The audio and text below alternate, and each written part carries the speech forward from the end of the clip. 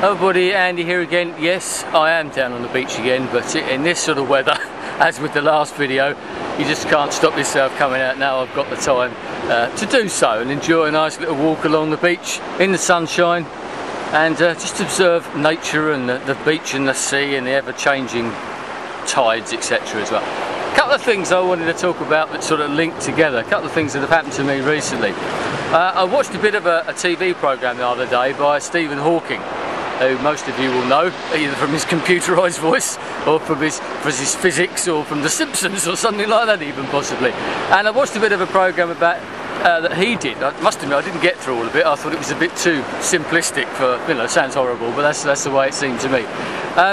They're talking about our place in the universe and everything and how small we are, and it reminded me of that brilliant Carl Sagan a book that he did, but it was like an article called Pale Blue Dot, and if you've ever seen any of the videos based around that, and there are a couple, at least one favoured amongst my favourites on YouTube, saying about how the Earth is just a pale blue dot in the middle of nowhere, and on that pale blue dot, everybody who's ever lived, all the history, everything that's ever happened has happened just on that pale blue dot, but it's a little speck when it comes to the universe as a whole. Even it's a speck when it comes to the Milky Way galaxy, which we're a part of, but then if you go to the hundreds of billions of galaxies that there are, etc, etc, you can see the point.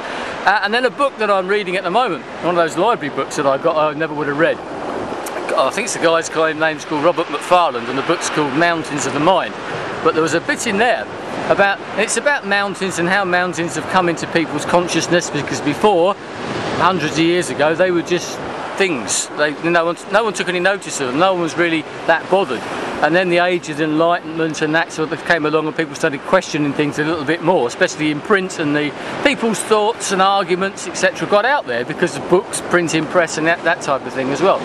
And people started talking about these things and forming societies. But that realisation that mountains, which appear to be so solid, like these rocks that I'm sitting on now, the tides, the world generally, that pale blue dot seems to be completely invincible. But then we learn that mountains themselves were made out of, quite a lot of the time, molten rock, which is being formed, it's being eroded, a bit like the sea. I'm sitting on a breakwater which is made to protect this particular area from coastal erosion. It's not permanent. I'm going to get splashed in a minute. It isn't permanent, but it takes a lot of realisation to get that, and to realise our own small part that we play, the own little bit that we inhabit within the universe, or even within our own world. Getting a bit philosophical, I know, but that also comes down to an individual. It makes me realise, you know, we all think that the job that we've got is permanent. You know, our family are permanent. They're things that I've learned over this past year that isn't the case.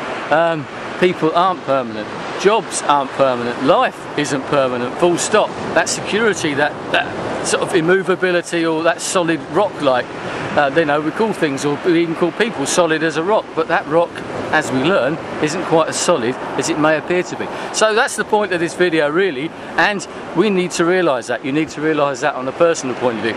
Don't have to worry about anything particularly, but that realisation that things do change. Change is inevitable. We're only one small part of this, and ultimately I suppose the lesson is to make the best of what you got, because you're never quite sure when that rock is going to erode, and that coastal erosion, and the tide comes up and washes you away, or something worse happens, you lose your job, you lose a family member.